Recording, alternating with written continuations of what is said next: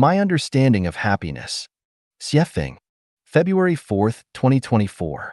Translation edited by Qin Yu. Let's first look at the following four phenomena. When I was a child, there was no electricity, running water, radio, television, or mobile phone in my home. There were no ready-made clothes for sale in the stores. Clothes were made by hand from fabric bought from the store. In winter, the water we drank was spring water carried from 2 kilometers away in wooden buckets.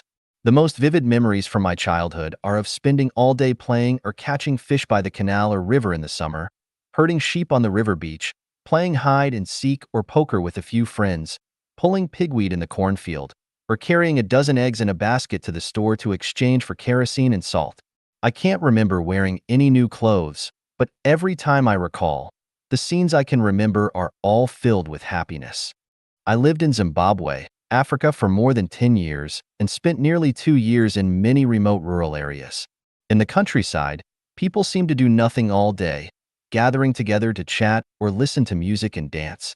I have been to many poor thatched houses. Inside the house, apart from a pot and a few bowls, a blanket spread on the ground, and a few hanging clothes, there are no other furnishings and utensils. But they seem to be born optimists, laughing and dancing all the time, seemingly without any worries or anxieties. I stayed in a primitive tribe in Vanuatu, Oceania, for 2 months. I lived in a guest house provided by the tribal chief. This guest house was drafty on all sides, the ground was sandy, and the roof was thatched. There was a rat's nest in the thatched roof, and from time to time, baby rats would fall onto the bed. A pair of pants and a shirt hanging on the grass wall were bitten by rats after a few days. The water we drank was rainwater collected from a bucket under the eaves. There was no electricity, so I bought a solar panel from the city to charge my phone and provide lighting. At night, I often heard people shouting, probably singing and dancing. During the day, I saw people sitting or lying under a thatched roof with no walls on all sides, on an old carpet. A kettle was placed on a stove made of stones, and steam was coming out of the kettle. They were drinking tea. I don't know what kind of tea. Anyway, it was the leaves of a plant. Drinking tea, 3 or 5 people chatting and laughing together. I occasionally received some food sent by people nearby, either papaya, bananas and mangoes, or occasionally they would kill a cow, and I would also buy some to eat. Apart from salt, there were no other condiments. There are clear rivers here. Bathing is done in the river, and clothes are washed in the river as well. I've been living in rural Canada for 7 years.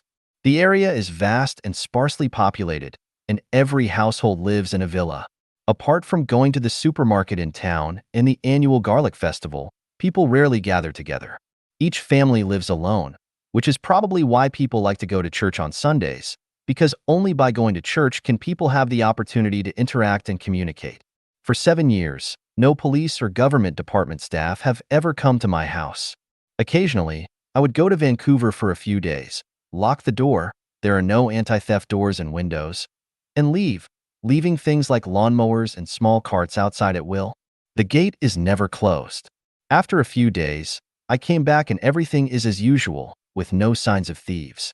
I hardly see any Chinese people all year round, and I have little contact with my neighbors. On Sundays, when I want to sleep, absolutely no one will come to visit and disturb me. Although the winter is a bit long, the interior is still warm. In winter, there is nothing to do. For several months, apart from surfing the internet and using the phone, all that's left is eating and sleeping. So, what do these four phenomena illustrate? They illustrate the essence of happiness.